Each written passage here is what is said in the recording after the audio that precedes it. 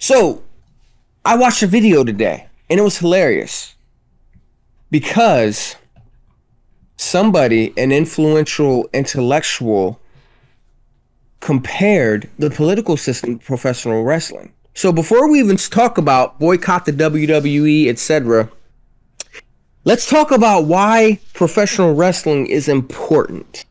Because you may be out there thinking, professional wrestling, like it's not even real, bro. It's fake. I would take issue with that. But for the sake of argument, let's talk about why professional wrestling is important and how it can also help us in our daily lives. Like, what?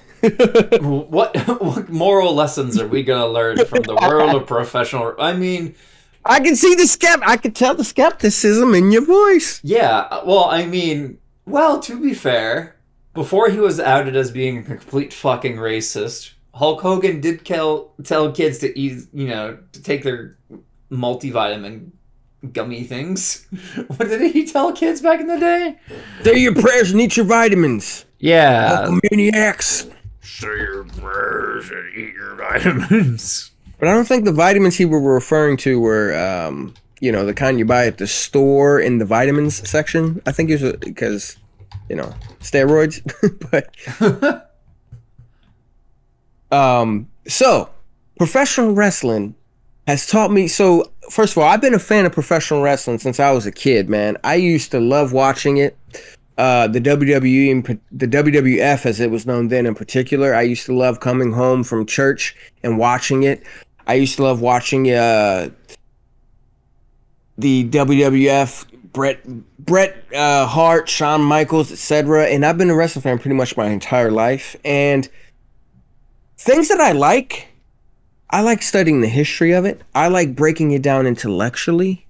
And one of the things that I've discovered with professional wrestling is that it's very important for identifying bullshit and grifts, because professional wrestling is built on fooling you, the spectator, the fan, the quote unquote mark. I mean, think about it. The people in the ring are trying to fool you that they're having a legitimate contest. However, it's worked, which is to say that it's planned in advance. That doesn't mean that the people in the ring aren't legitimate athletes, because they are. They're some of the best in the freaking world. Mm-hmm. That's not to say that it's fake, because how can you get injured doing something fake? I'm saying that's possible. Look at Owen Hart. Well, yeah. Look at people who've been paralyzed. I don't. So I take umbrage. I don't even know what that means, but I said it. I take issue with people who say, "Oh, it's fake." Well, it's script. I don't even want to say the word scripted. I'd say it's planned in advance. It's worked out. It's not a legitimate athletic contest, but the people in the ring fool you into thinking it is. Yeah. And they also try to fool you in their promos, their speeches that they give to you, trying to convince you that it's real. Or that they can do math, like Scott Steiner. Oh, man, he's a treasure. I love Scott Steiner. Wrestling fans will know. Oh, yeah. So, and also, too, I would say this to everybody out there. Don't ever trust a professional wrestler.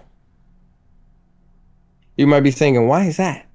Well, don't ever trust one, because a professional wrestler's job is to fool you. Like, that's their job. They're expert con men and con women. Well, yeah. They are actors at the end of the day. Especially like the older breed of wrestlers. Like, oh my gosh, they will tell you. Here's one thing that's missing in modern wrestling. Storytelling. And what I mean by storytelling is, you look at wrestlers from the 1980s with their storytelling abilities. Boy, they can tell you a hell of a story, and they can, even if they made it up, they can make it as believable as if you were there yourself.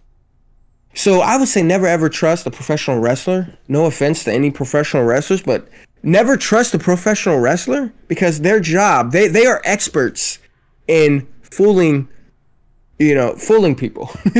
Yeah, like like Hulk Hogan pretending not to be racist for all that time.